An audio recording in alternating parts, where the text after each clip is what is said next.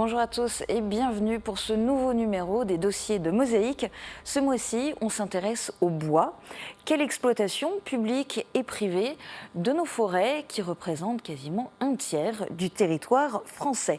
4 spécialistes sont sur ce plateau pour faire le point. Ce sera dans un instant, juste après la météo.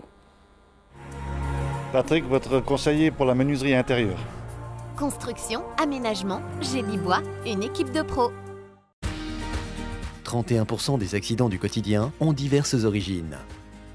Assurance accident de la vie, la sécurité par tous les temps. Bonjour tout le monde, pour demain les pluies en continu s'arrêtent mais le temps n'en sera pas moins instable. L'après-midi risque encore d'être ponctué d'averses, le tout avec des températures assez fraîches variant de 2 à 5 degrés le matin et de 6 à 8 degrés l'après-midi. Demain nous sommes le samedi 5 novembre et nous fêtons les Sylvies. Le soleil nous accompagnera de 7h27 à 17h03. Je vous souhaite à tous une très bonne journée, à bientôt.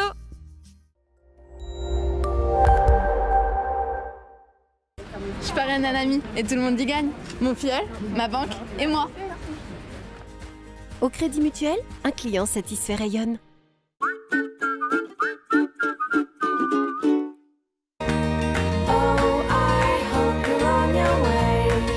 Envie de se faire plaisir? Découvrez Destock Outlet, les plus grandes marques au meilleur prix. Papa, je t'aime. Papa, tu m'emmènes au foot? Papa, t'es devenu papy. Salut papy. Salut mon grand. Qu'est-ce que t'as fait? J'ai marqué un but. T'as marqué un but? Super! Un appareillage auditif adapté permet de ne pas vous couper du monde. Réagissez et faites confiance aux professionnels de la passion de l'audition.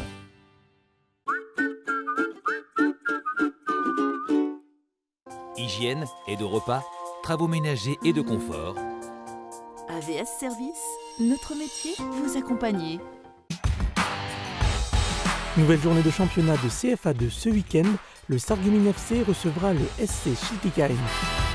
Rendez-vous samedi à 18h en direct sur Mosaïque. Avec le soutien de DLSI, l'énergie de vos emplois et de vos footballeurs.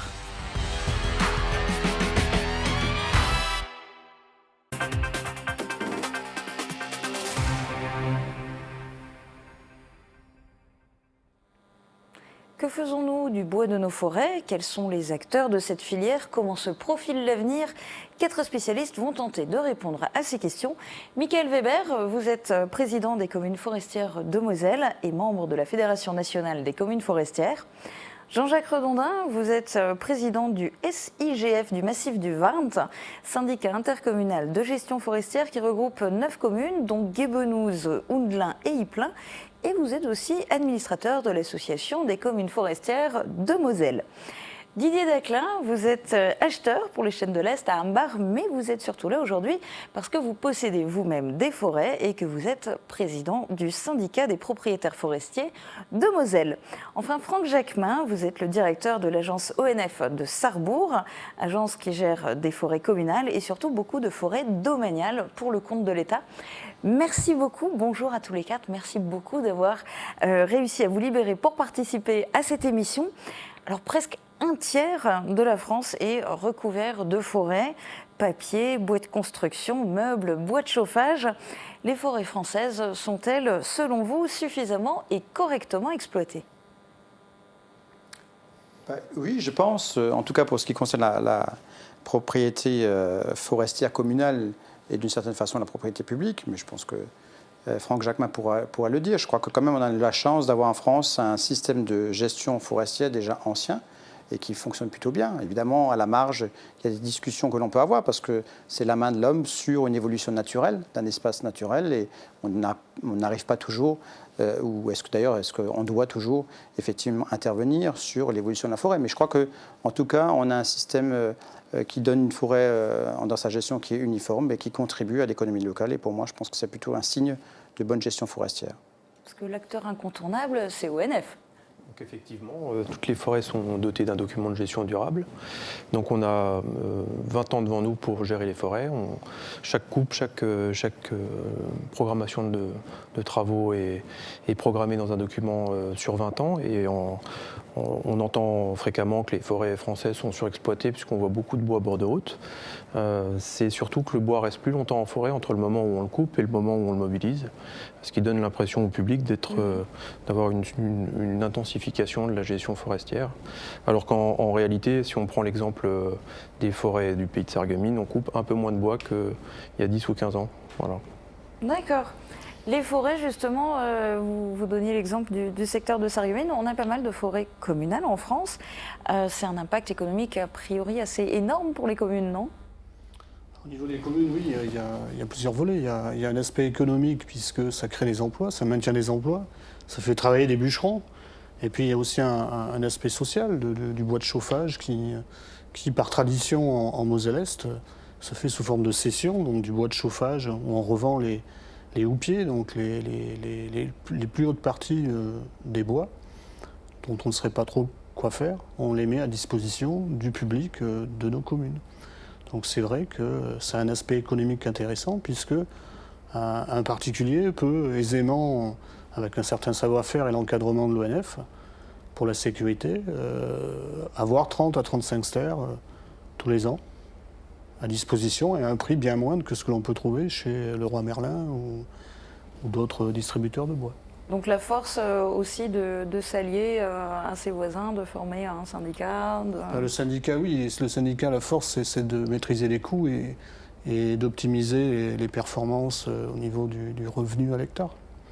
Et également de travailler dans la durabilité. On parlait de durabilité.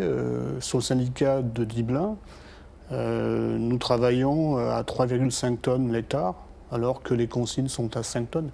Donc par rapport à ça, on peut raisonner à long terme sur notre forêt. Et puis n'oublions pas qu'il faut raisonner au siècle dans l'exploitation forestière.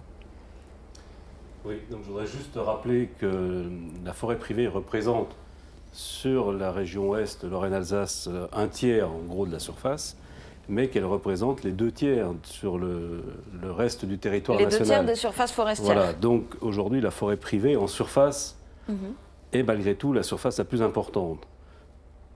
Et on vient de dire là que effectivement c'est une manne pour une commune de posséder une forêt communale. Ça veut dire que quand on est un propriétaire privé, c'est une manière de s'enrichir ? La différence près, c'est que pour le propriétaire privé, il faut d'abord acquérir le bien et qu'ensuite il faut le rentabiliser. Donc déjà rien qu'à ce niveau-là, c'est un tout petit peu plus compliqué. Bon, après le but du jeu, c'est effectivement de le rentabiliser et d'essayer surtout de transmettre un patrimoine à ses enfants ou à sa famille ou à un éventuel propriétaire suivant. Mais pour revenir à la gestion, les forêts privées donc, qui ont plus de 25 hectares sont soumises à un plan de gestion. C'est-à-dire qu'obligatoirement, le propriétaire ne fait pas ce qu'il veut dans sa forêt. Donc même quand on est un propriétaire privé, on ne fait pas ce qu'on veut. Tout à fait. Il s'engage à produire un document de gestion sur 10 ans, 15 ans ou 20 ans. Donc ça, c'est pour les forêts de plus de 25 hectares. Ensuite, il y a les forêts en dessous de 25 hectares, où là, le propriétaire fait à peu près ce qu'il veut en fonction des différentes réglementations de forêts donc, qui sont prises par les communes, sur les espaces boisés à conserver, etc., où on n'a pas le droit d'exploiter comme on l'entend. Le problème de la forêt privée en France, c'est surtout son morcellement. Parce que si je prends les chiffres de la Moselle, je reprends mon petit pense-bête, excusez-moi, mais on a 416 000 hectares de forêt privée pour 22 420 propriétaires. 41 000, 22 000. Sur ces 22 000 propriétaires, seulement 240 propriétaires possèdent plus de 25 hectares. Donc vous voyez bien la différence. On a plus de 22 000 propriétaires qui se partagent en gros 17 000 hectares. Donc un morcellement extraordinaire. Et quand on parle d'exploitation, c'est aujourd'hui dans cette petite forêt privée qu'on a le gisement de bois pour l'avenir. Alors gisement de bois, on coupe du bois, on en fait plein de choses. Et il y a aussi une partie du bois qui est vendue à l'étranger, l'exportation. À votre avis, est-ce qu'en France on fait trop d'exportation de bois ou pas assez ? Je crois que ce n'est pas tout à fait comme ça que la question se pose. Tout dépend ce qu'on évoque toujours, c'est-à-dire quelle est la plus-value que ça apporte réellement au territoire. Si on a une démarche qui est exemplaire comme celle de Chaîne de l'Est qui essaie d'avoir, c'est une entreprise qui notamment est connue pour le parquet, qui exporte en Chine un parquet de très haute qualité transformé ici à Mbar, et donc il contribue à l'économie locale et des emplois à Mbar, je dis que c'est de la bonne exportation. Si à l'inverse, je pousse le trait, mais encore que ce sont des choses qu'on a pu constater, ce sont des conteneurs que l'on voit parfois dans nos forêts communales ou même dans la forêt domaniale, avec écrit dessus Chine, et que l'on met des grumes, des troncs dans ces conteneurs, là c'est de la mauvaise exportation bien évidemment, c'est presque du pillage. Donc en fait c'est là qu'il y a effectivement la nuance, c'est que l'exportation en tant que telle, ce n'est pas une mauvaise chose. D'ailleurs, la balance commerciale française sur l'économie du bois, elle est très déficitaire. Donc ce n'est pas une mauvaise chose, mais encore faut-il que l'on fasse des efforts pour qu'il y ait une vraie contribution à l'économie locale. Et ce n'est pas toujours le cas. Je crois qu'il y a différents dispositifs qui ont été mis en œuvre ou que l'État essaie de mettre en œuvre. Je crois qu'il y a aussi un débat au niveau de l'Europe, parce qu'on n'est pas les seuls à subir cette difficulté-là. Mais en tout cas, c'est un des enjeux d'avenir pour notre forêt en France. Donc, pour rebondir sur ce que disait Michael Weber, un axe principal du contrat ETA-ONF aujourd'hui, c'est la vente en contrat d'approvisionnement. Donc, plutôt que de vendre en vente publique comme ça se faisait traditionnellement, vente au plus offrant, aux enchères, etc. Donc, c'est plutôt une logique d'approvisionnement des entreprises qui transforment en France leurs grumes, et donc sur une base d'historique d'achat, sur des prix négociés entre un acheteur et un vendeur. Donc soit l'ONF, soit les propriétaires communaux. On définit des prix de campagne et on leur assure un approvisionnement régulier et assuré, donc pour éviter justement qu'il manque de matières premières. Alors ça a été développé essentiellement sur le résineux, qui est un matériau assez homogène et facile sur lequel on peut s'entendre assez facilement sur le prix. Et puis plus récemment, on a développé des contrats aussi sur le chêne, qui est à l'inverse un produit avec des hétérogénéités de prix et de qualité très importantes. Et on commence à mettre en œuvre des contrats, alors forcément sur des volumes un peu plus limités, mais qui apportent... c'est un échange gagnant-gagnant entre les vendeurs et les acheteurs. Voilà. Et c'est la seule manière, du coup, d'être sûr que le bois va être réellement transformé en France?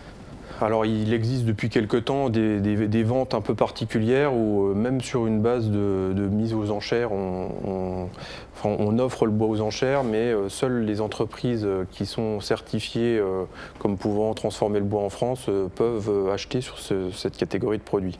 On a le droit, ça, parce que c'est du protectionnisme quand même. C'est un essai, c'est transitoire. Ça s'appelle une labellisation. Ouais. Ce qu'il faut savoir, on ne va pas passer beaucoup de temps là-dessus, mais 50% du volume de chêne part à l'exportation. Ça veut dire qu'en fait, les sociétés de transformation locale sont complètement asséchées. C'est un ruisseau qui coule et qui s'assèche au fil du temps. Et aujourd'hui, les transformateurs locaux n'ont plus accès à cette matière, puisque la moitié part à l'export. Donc le but du jeu, c'est de sécuriser l'approvisionnement des scieurs, mais c'est également de sécuriser le propriétaire, que sont les communes ou les propriétaires privés, parce qu'on a exactement la même démarche en forêt privée, sécurisé par un contrat d'approvisionnement et par une grille de prix. C'est vraiment notre travail depuis quelques années, et c'est un objectif qu'il faut atteindre rapidement, parce que les ventes labellisées, c'est une très très bonne idée, mais malgré tout, les fraudeurs sont là et ça ne fonctionne pas. Plus les traders que les fraudeurs, je dirais. Les fraudeurs, traders. Et juste pour remettre en perspective, je pense que ce qui est important, c'est de rappeler en termes de chiffres que l'économie du bois, alors dans l'ancienne Lorraine, parce que c'est encore des chiffres que j'ai en tête, c'était 25 000 emplois. Donc c'est autant que, j'allais dire, l'industrie du tourisme. C'est pour dire que même si l'on voit des scieries de ci, de là, ou quelques entreprises qui sont installées, quand même si l'on regarde en termes d'emploi ce que ça suppose, c'est extrêmement important. Et quand Didier Daclin, effectivement, relève l'inquiétude qui est la sienne, là, en tant que Chaîne de l'Est, et d'autres, tous ceux qui sont concernés, c'est effectivement, en termes d'emploi, en termes d'économie locale, c'est effectivement une inquiétude et un élément à prendre en compte dans le Grand Est, qui est quand même quasiment, qui est maintenant la deuxième région de France, je crois, en termes d'économie du bois et de couvert forestier. Et donc, c'est vraiment un enjeu pour nous aussi d'avenir. L'inquiétude doit être la même, excusez-moi, pour les propriétaires, producteurs de bois, parce que quand l'industrie de transformation aura disparu, les marchés feront les prix. Mais parce que justement, la filière forêt et bois, de manière générale, si on regarde au niveau national, ça représente a priori à peu près 440 000 emplois, directs et indirects. Est-ce que c'est encore une filière d'avenir? Est-ce qu'effectivement, on arrive à maintenir?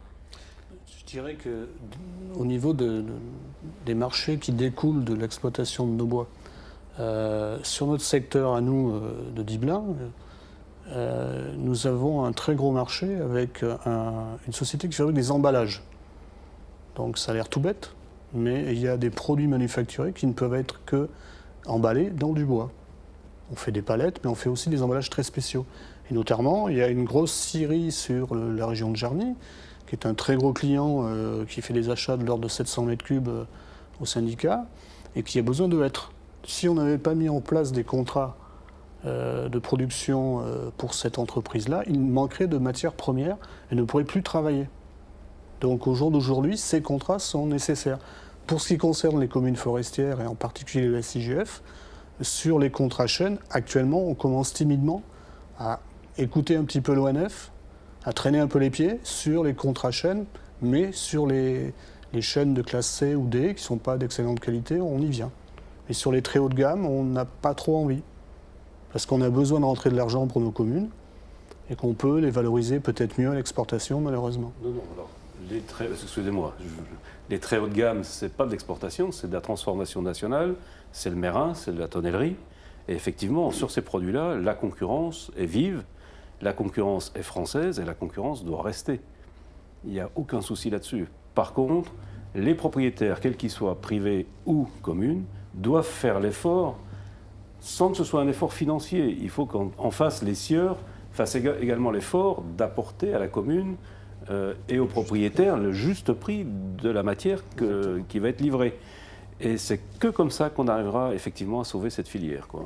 Peut-être juste pour rebondir sur cette question de l'avenir, parce que je pense que c'est extrêmement important. On est face à une vraie mutation, à mon avis, des produits qui sont issus de la forêt. On a la chance d'avoir à Épinal l'INSTIB, on a un certain nombre d'organismes de recherche, l'INRA, etc., qui font que depuis quelques temps, on a créé de nouveaux produits qui sont liés au bois. On redécouvre l'utilisation du bois. Alors parfois, c'est des projets très emblématiques, hein, dans les Vosges, le vélo en bois, mais qui sont des produits à haute valeur ajoutée. Mais quand on voit par exemple Strasbourg, qui a l'ambition de construire la première maison à 7 niveaux en bois, en structure bois. Donc c'est de dire que vraiment le bois est en train de retrouver une nouvelle jeunesse par rapport à ce qu'on en a connu par le passé. On peut effectivement aller vers une diversification de l'économie liée au bois, mais on a aussi, même de façon à proximité, une concurrence forte. Les Allemands, depuis longtemps, ont une expertise, sur cette économie-là, sont vraiment nos concurrents, les Scandinaves aussi. Donc il faut que l'économie française, que l'industrie du bois en France, que la recherche soit aussi en capacité de créer sur nos territoires cette volonté d'aller effectivement sur ces nouveaux produits. Alors d'autant plus avec ces objectifs, est-ce que nous avons suffisamment de bois et suffisamment de toutes les sortes de bois? Est-ce qu'il y a maintenant ou dans l'avenir un risque d'être confronté à une pénurie de bois ou à la disparition de certaines essences, notamment parce qu'on en parle souvent à cause du réchauffement climatique. Et je vous pose d'autant plus la question parce que le sénateur de la Moselle, Philippe Leroy, qui est aussi président du groupe d'études forêt et filière bois, appelle au renouvellement de nos forêts. C'était dans une tribune adressée au gouvernement avec les professionnels du bois. Alors il y avait France Silva qui regroupe 78 syndicats de propriétaires forestiers. Il y avait aussi la Fédération nationale du bois. Il y avait aussi la Fédération nationale des communes forestières dont vous, Michael Weber, êtes membre. Oui, je ne sais pas si c'est tout à fait la question de savoir s'il faut planter ou s'il ne faut pas planter. La réalité, c'est qu'on a besoin d'une forêt diversifiée avec effectivement de nombreuses essences. On ne sait pas exactement totalement, je crois que les scientifiques là-dessus n'ont pas tous le même discours sur l'impact du dérèglement climatique. Moi, je pense qu'une forêt qui se régénère, devrait être cela, le modèle. Ce n'est pas toujours possible, je le sais. C'est vrai qu'on a besoin, qu'il y a une tradition aussi de plantation, il faut l'admettre. Et il y a aussi ce besoin exprimé par, encore une fois, l'entreprise, en tout cas le secteur économique, qui demande un certain type d'essence. Mais en même temps, il ne faut pas qu'on tombe uniquement dans ce piège-là. Je prends Dernièrement, je prends souvent cet exemple-là parce que quand j'ai fait une plantation de bois il y a quelques années sur ma commune, à l'époque, on me conseillait, par exemple, de mettre de la lisier terminale qui était le bois qui se vendait le mieux sur le marché et dont le prix aujourd'hui s'est totalement écroulé. Alors peut-être que dans 60 ou 70 ans, quand on exploitera ces forêts, il aura à nouveau retrouvé sa valeur. À l'inverse, peut-être que d'ici là, le hêtre aura trouvé une nouvelle destination qui lui donnera plus de plus-value. Donc c'est pour ça que quand tout à l'heure Jean-Jacques il a raison, la difficulté c'est de prendre en compte la gestion à long terme d'une forêt, de regarder effectivement le besoin économique du moment et de jouer avec tout cela, avec tous ces paramètres. Et c'est extrêmement compliqué. Et quant à la ressource elle-même, je ne sais pas si aujourd'hui on va vers un risque de manque effectivement d'essence ou de ressources, mais on s'est quand même aperçu qu'il y avait un espèce de dérèglement de l'économie du bois parce qu'il y a une demande forte, notamment sur le bois énergie, et qui pénalise forcément le bois d'industrie et le bois d'œuvre. Et donc c'est là où il y a aussi un ajustement à prendre en compte. Je crois que votre voisin, il n'est pas d'accord. Mais justement, on n'est pas toujours d'accord entre forêt privée et forêt publique. Pas d'accord, c'est pas que je ne suis pas d'accord. Il faut effectivement qu'on travaille sur l'équilibre bois d'œuvre, bois énergie et bois d'industrie. Enfin, bois d'industrie et bois énergie. Ça, c'est un équilibre qu'il faut absolument trouver. Non, là où je penchais un tout petit peu, c'était par rapport au renouvellement des forêts. On a effectivement eu un trou depuis la tempête de 99, depuis 15 à 16 ans. On n'a quasiment plus replanté en France. On a dit que la régénération naturelle allait faire, que la forêt, que la nature allait faire son œuvre et que la forêt allait se reconstituer seule. En fait, c'est un mauvais calcul parce que ce ne sont pas les bonnes essences qui se sont installées. On voit aujourd'hui qu'il y a des hectares et des hectares qui ne sont pas régénérés et qui ne sont pas en production. Alors, effectivement, ça nous apporte de la biodiversité et c'est très bien, mais malgré tout, l'industrie est demandeuse et l'industrie est bien consciente qu'il y aura un trou de production dans les 50 prochaines années. Donc c'est vrai, dans 50 ans, dérèglement climatique, on verra exactement où on en est. Mais pour revenir également sur la régénération naturelle, la plantation, il ne faut pas la jeter avec l'eau du bain, enfin le bébé avec l'eau du bain, parce que la plantation, c'est la solution qui nous reste pour choisir les bonnes essences en fonction de ce dérèglement climatique. C'est-à-dire qu'on sait que ça va se dérégler dans les années à venir. Et on sait que les essences, il va y avoir une mutation. On fait des essais sur le cèdre, par exemple, qui est planté plutôt dans le sud, mais qui doit pouvoir s'adapter chez nous. Donc, le cèdre, il ne va pas venir en régénération. Si on veut l'installer, il va falloir le planter. Alors, c'est vrai que ça bouleverse un tout petit peu notre façon de voir les choses, et on sera peut-être un tout petit peu en désaccord sur certains points, mais il va quand même falloir produire du bois et alimenter notre économie. Voilà. Moi, je dirais que, pour rebondir sur cette affaire, au-delà de rentrer dans la technique du cèdre ou d'essence un peu particulière, lorsqu'une commune vend du bois, elle réalise de l'actif. Quand un privé fait une plantation, il investit. Donc nous, on raisonne au siècle, je le redis, et avec un besoin de profit qui est moindre qu'un entrepreneur ou une entreprise. Et je peux vous dire qu'en matière d'énergie, et je peux dire que je sais de quoi je parle, puisque mon métier c'est ça, le revival qu'il y a eu sur le bois énergie sur les 3-4 dernières années était lié à un coût du pétrole exorbitant. Quand on a un baril de pétrole qui dépasse les $100, ça veut dire que le gars qui achète du fioul, il peut payer 95 centimes le litre. Et là, pour 1000 litres de fioul, il peut s'acheter un poêle à bois et il peut s'acheter aussi 5 ou 6 terres de bois. Et il y a énormément de gens qui l'ont fait parce que se chauffer, c'est devenu quelque chose de terrible en France. Pour avoir bien chaud, il faut payer cher. Donc effectivement, il y a eu une très très forte demande dans l'énergie sur le bois énergie, développement des pellets avec les résineux, et qui ont effectivement mis à mal les besoins de l'entreprise privée du bois. Mais nous, en domaine public et particulièrement en domaine forestier, communal, on a vu des demandes en bois de chauffage ou en bois à façon qui ont augmenté, mais pas sur le pellet ou des choses comme ça, parce que ça ne nous concerne pas. Et au jour d'aujourd'hui, il y a des traders, il y a des sociétés versaillaises, en l'occurrence, j'ai un client chez nous qui achète beaucoup de sapins, c'est pour faire du pellet. Voilà. Le produit évolue.